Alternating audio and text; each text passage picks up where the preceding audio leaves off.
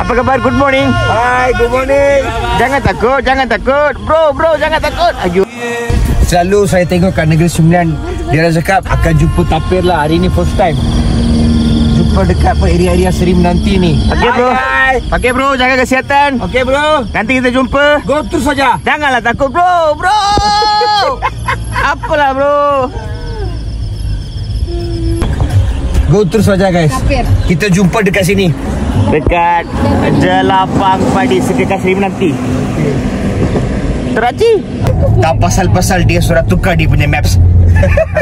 So yang nak datang Negeri Sembilan, datanglah sini. Boleh cakap hello dekat tapir kami. Dekat kawan kita. Go terus saja. What a wonderful phrase. Hakuna Matata.